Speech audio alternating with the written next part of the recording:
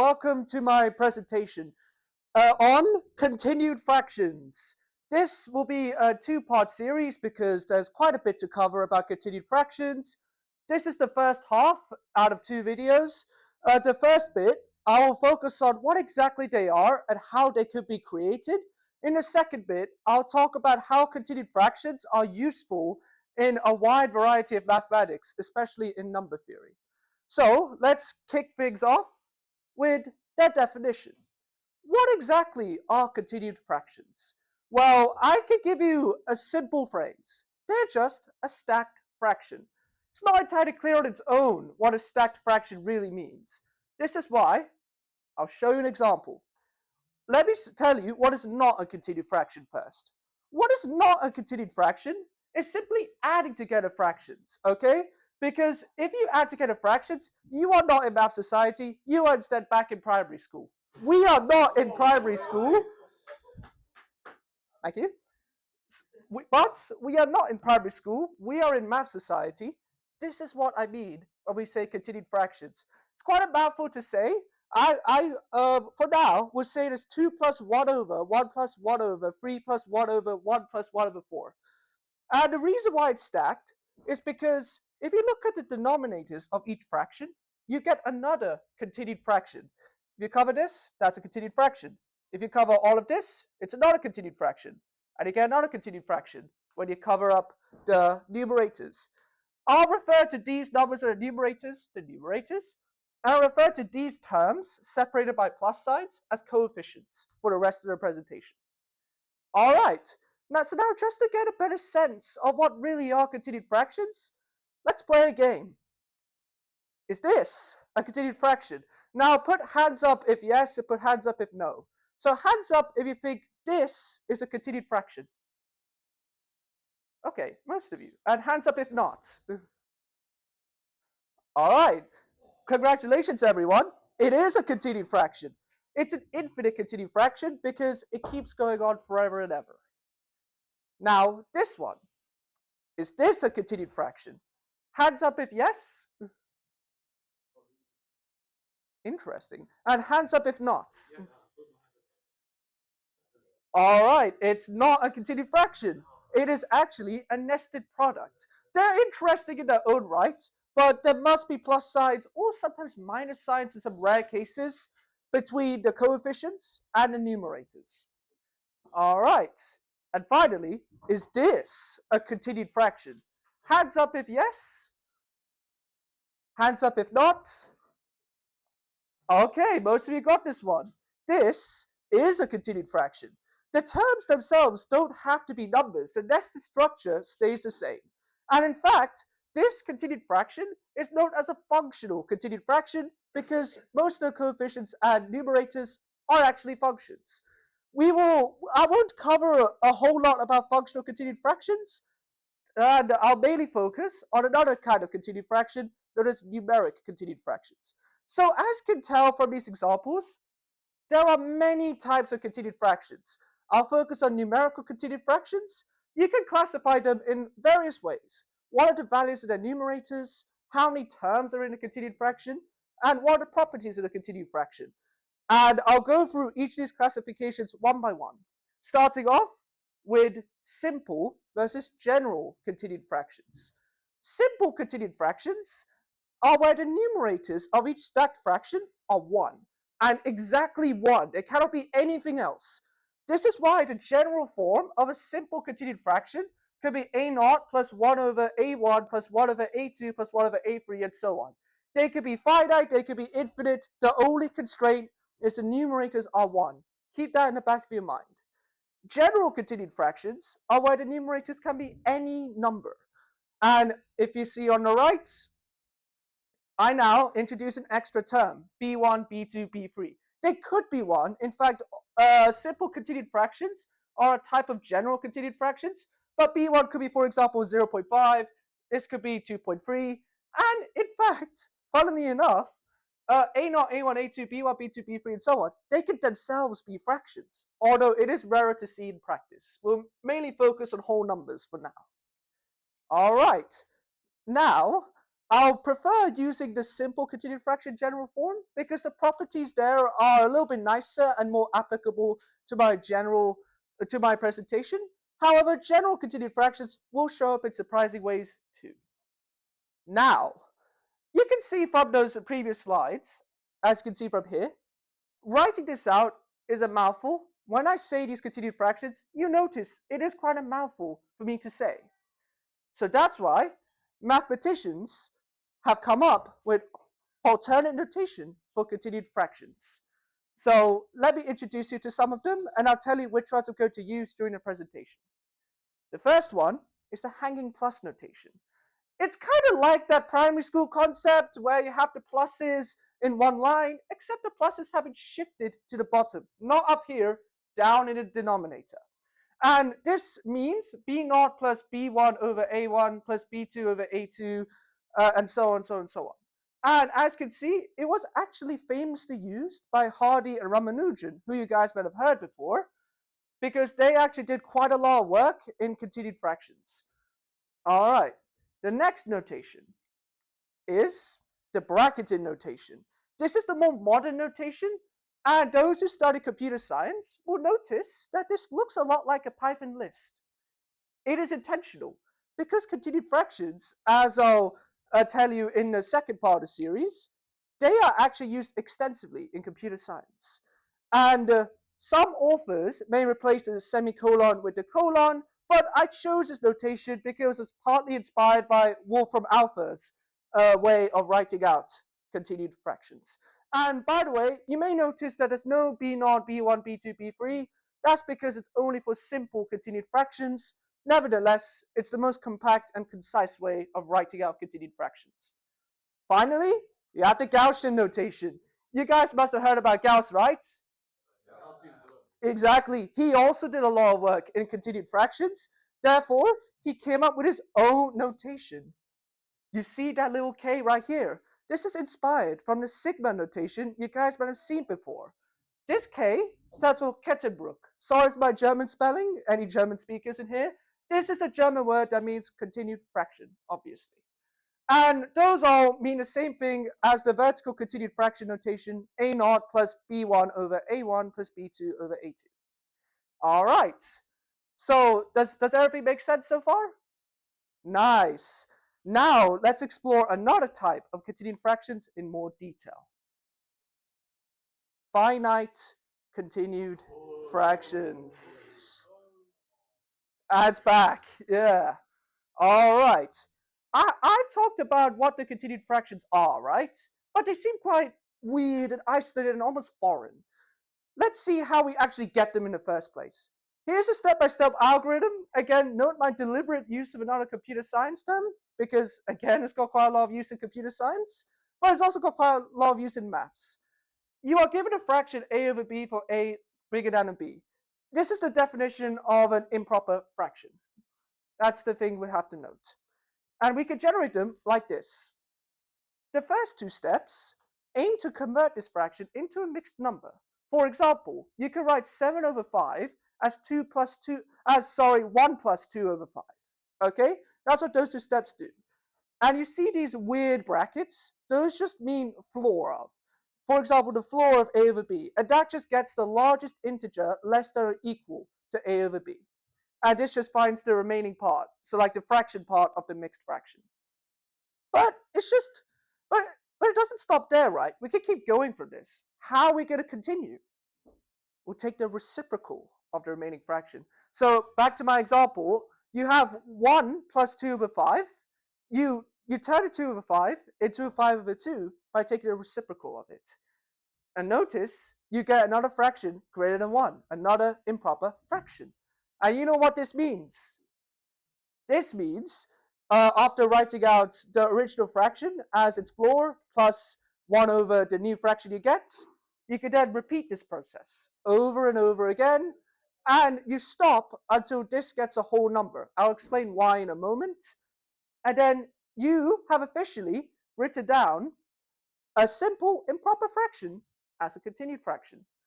Now, this may seem like a mouthful. I will demonstrate why this process works with another example. 8 over 3. which obviously is a continued fraction because 8 is bigger than 3. Sorry, an improper fraction. First step, you find its floor. Floor of 8 over 3 is equal to 2. Then you write it as a mixed number. So 8 over 3 is 2 plus 2/3. So step 1, you get 2. Step 2, you get 2/3. Okay? Then you take the reciprocal. Now, the value of x, like I mentioned on previously, would be 3 over 2. It's a reciprocal of 2/3. And this is what we're going to repeat the algorithm on next. Then we can write 8/3 as 2 plus 1 over 3 over 2, like this. And you can check for yourself. If you reciprocate this back, you get 2 plus 2/3. That does equal to 8/3. We're on the right track. Then we now repeat this process on 3 over 2 because 3 over 2 is clearly not a whole number. So I won't show you all the steps once again. If you do repeat what I've said, you get 3 over 2 is 1 plus a half. But here's what you notice. 2 is a whole number. That's the whole idea. After you take the reciprocal, you get 1 over 2 again. That's why you stop here whenever there's a whole number. When the number, if you reciprocate, bring it down to the denominator, you get itself. That's why you stop there. All right. And finally, we could just substitute this back into the 3 over 2. And you get 8 over 3 is 2 plus 1 over 1 plus a half. Finally, you get something that looks familiar to what I've shown you in the very beginning. Also, I will be using this bracketed notation from this point onwards mainly because notice how compact that is. And it again stores the coefficients because this is a simple continued fraction. We could do it this way. It's just 2, 1, 2. Make sense, guys? Yeah, take questions. Obtain a general continued fraction by this, or does it always do a simple continued fraction? Actually, you can obtain a general continued fraction because remember the step we said take the reciprocal. You could choose any other number. You could do 2 over that number and you get a general continued fraction with 2's as the numerators, or maybe e's as the numerators, or pi's, or even 5. Even negative numbers may potentially work, even though they are a little bit messy in continued fractions. So yeah, this can work to get general continued fractions if you'd like. Make sense? All right. Now, this is a very algebraic procedure, right?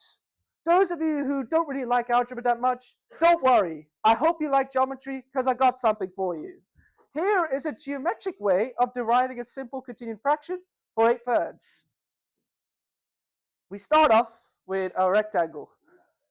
Okay, these morph transitions aren't going to work. All right, 8 units and 3 units. It's very important that the base of the rectangle is the numerator and the height of the rectangle is the denominator. I'll tell you why when we do the process. Next, we then fit as many squares of size 3 units into the shaded area. We add the base length of the square is just the height of the rectangle every time. Okay, it's just the endomorph transition looks like. And each time you count the number of squares you use. I used 2 squares to fit in the shaded area. Therefore, the first coefficient is a 2. Pretty cool. But notice you have area left over. That's not good. So what do we have to do? We have to get the leftover area like this. And now we rotate it like this. And that rotation step is why you must have the numerator below, denominator is the height, or the other way around, so long as you are consistent with the way you do things. This rotation is actually equivalent to taking the reciprocal. All right, you get 2 units, you get 3 units. Now, you get the same problem again, except on a smaller rectangle. You can just now repeat this process. So how many 2 by 2 squares can fit into the shaded area, guys? Yep. 1. So that's the next coefficient. It'll be 2 and 1. Aha. But there's still shaded area. We'll have to keep going. Okay. Finding the morph transition actually worked. Okay. Now we rotate. Boom. Okay. And now, how many squares can fit? And what's the next coefficient? Yeah. 2. All right. And what do we notice after that reviews itself? There's no shaded area left. We're done. That's the end. That's why I added the closed bracket. This is it. We're done. All right. Exactly, a whole number of squares fit. We are done. Now, these algorithms may look a little bit strange, right? It doesn't look that familiar at all. Well, turns out there is a very, very interesting link going on here. All right.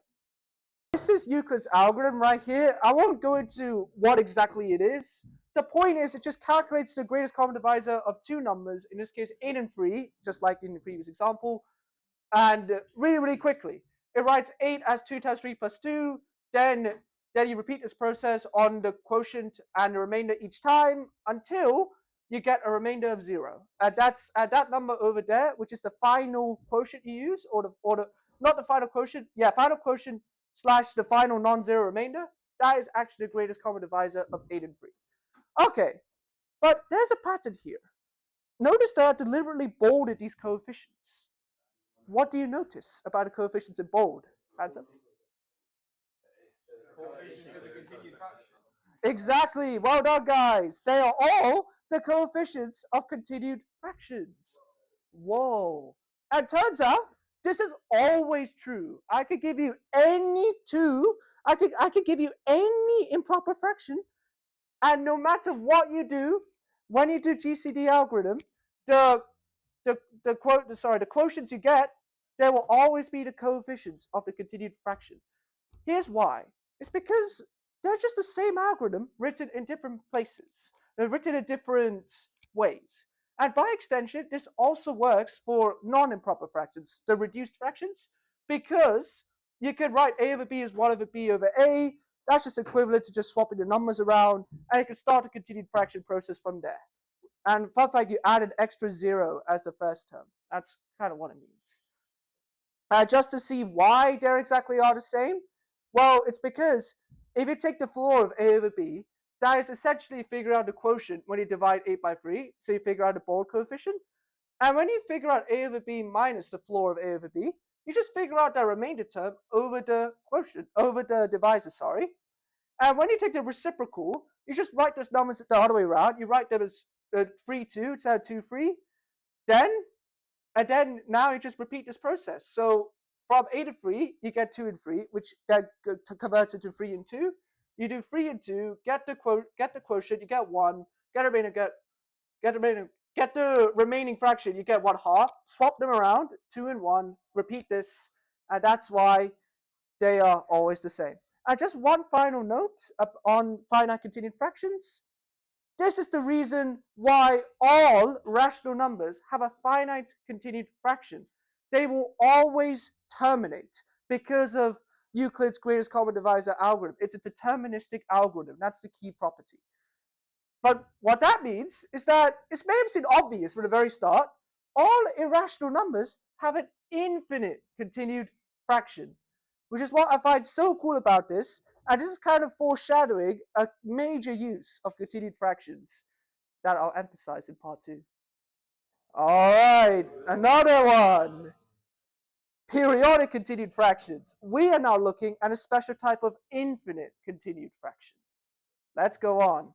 So what is a periodic continued fraction? It's just a type of continued fraction where the denominators repeat, aka the coefficients repeat. That's what I meant.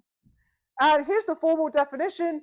Oh my god, there are so many math symbols. There's an equals an plus p. To simplify this definition, this is basically the definition of a periodic sequence in A-level maths. Okay?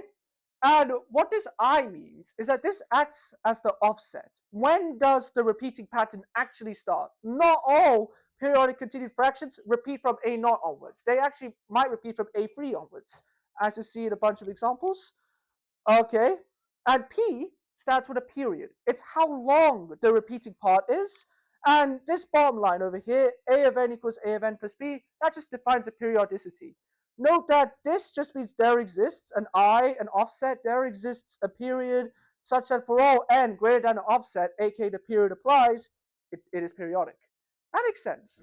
So let me show you an example of a periodic continued fraction right here. And here's an example of something that's not a periodic continued fraction. This is not a continued fraction because there is a nice pattern in the coefficients. Unfortunately, they don't ever repeat. Whereas, by the way, I have to find them, okay? Whereas, this is periodic. You go 2, 3, 2, 3. You can predict the next coefficient. It'll be a 2, then 3, then 2, then 3, then 2, then 3. They repeat. It's just a periodic sequence, essentially. And here are some common notations. Yes, the notations change depending on what kind of continued fractions you're working at. That's how you know this topic is big. All right. Those notations, again, may seem random. However, on your calculators, this is how calculators represent repeating decimals. It's the same notation. 0.142857 with the dots over it on the 1 and the 7. That just means 0.142857, 142.857. That's obviously equal to a 7. It's the same concept. Both, these are known as dots. This is known as an overbar. This top notation is more commonly used in the United States and continental Europe. This is more commonly used in Britain. And so, because we're British and not American, sorry to all Americans here, we're going to use the dots notation for the rest of it. Now, you may be wondering, right? Those periodic continued fractions are cool. They're repeating sequences. So what? Why is this special? Why did I include them into this presentation? It's because they're really fascinating, and there's a fundamental theorem going on at play. All numbers of the form a plus b root k over c have a periodic continued fraction, where a, b, and c are integers, and k is any positive non-square integer. And notice, these are known as the quadratic irrationals, because they're irrational, obviously. And secondly, if you look at a quadratic formula, they are always solutions to a quadratic equation. Not only this, if I give you a periodic continued fraction with absolutely no idea what its value is, I can tell you for certainty that that continued fraction is a quadratic irrational and is a solution to a quadratic equation. That's how incredible this theorem is. It applies both ways, as you can see. And here's an example of this. What is this number, guys? Yeah, Golden ratio. But yeah, you guys said the Greek name for it? All right. Notice, Golden ratio is 1 plus root 5 over 2. It's a quadratic irrational. It's a solution to x squared minus x minus 1 equal to 0. Look at how periodic and nice that continued fraction is. It's just 1 with a dot over it. It's just 1, 1, 1, 1, 1, 1 forever and ever. And just as a little aside, by the way, which is so cool as well, you have the metallic ratios. They come straight from the continued fraction. The silver ratio is where the 2 repeats forever. The bronze ratio is where the 3 repeats forever. And the nth metallic ratio is where a number n repeats forever and ever as the coefficients. Highly recommend you check out these ratios, metallic ratios, because they're used widely in physics and engineering due to their nice symmetrical properties. Really cool. And I won't give you a formal proof or a formal justification. Instead, I'll just demonstrate why it is true using an example. Actually, Euler was able to prove one side of the statement, where if you look at a periodic continued fraction, you know it's a quadratic irrational. But then Lagrange proved the other side about 100 years later, which is really interesting. All you need to know, by the way, is that 1 is less than root 2 less than 2 for this algorithm, as I'll explain right now. I think this will be the final bit because of time. Okay, so here's the algorithm, right? You start with an x naught. Then you find its floor. You've seen this before. Then you write x naught as floor of x naught plus x naught minus floor of x naught. Quite a mouthful. And then you bring this remaining term down to the denominator by writing 1 over that. And then you repeat this process over and over again. And here's the thing. This looks a little bit different. Trust me when I say it. This algorithm is borderline the same with the finite continued fractions algorithm, except I wrote it slightly differently. But there's a key difference here. Remember last time with finite continued fractions, you stop when step 3 yields a whole number, or step 4, sorry. This time you stop when you see one of the xn's before, when one of the xn's starts to repeat. And let me just show you a brief example by deriving the continued fraction of root 2, which arguably is one of the coolest continued fractions. So we start with x naught, we take the floor of it. This is where this condition comes in. We don't actually have to know the value of square root of 2 to figure out its floor. Then we write x naught as 1 plus root 2 minus 1. And notice, because of the definition of the floor, this remaining number will always be in between 0 and 1. It's positive, but less than 1.